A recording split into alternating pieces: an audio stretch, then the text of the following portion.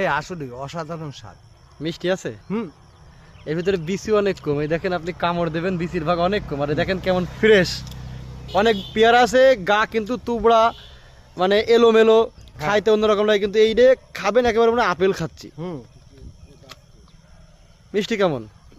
First class ইয়ার। First class তো? সত্য কথা বলছেন তো? একদম সত্য। শোনেন, এখানে মিথ্যা বলার কোনো অপশন নেই। কোনো কারণ নেই। হ্যাঁ রাইট, মিথ্যা বলে কেন আপনি আমাকে প্রমোট করবেন? যেটা না, সত্য না। সেটাই বলবেন, বাস্তব। হুম। তাহলে কেউ যদি এই পেয়ারা চাষ করতে চায় সে কি করতে পারে? আমি আপনার একটা কথা বলি, চাষিকে কোনোদিন যাতে ঠকাবেন না, টাকা 10 টাকা বেশি নেবেন। যাতে ঠকাবো না বিধায়ী তো আপনারা যখন বাগানে আসেন আপনাদের কাছ থেকে বাস্তব প্রমাণ নেই, কারণ অনেকে বাগানে আসতে পারে না। এখন আমি তো আর ওই সুপারগুলো আটাতে পেয়ারাগুলো লাগায় রাখিনি। না না, অসম্ভব। ফল দেওয়ার মালিক আল্লাহ, কিন্তু জাতের অবশ্যই সত্য 100% নিশ্চিত থাকতে হবে। হ্যাঁ। তো আপনি খেয়ে তো মনে হচ্ছে যে ভালো, ওয়াল্লাহ আলহামদুলিল্লাহ। এত তাহলে সুন্দর তাহলে তো এটা বাণিজ্যিকভাবে করা যায় করা ইনশাআল্লাহ। যায়।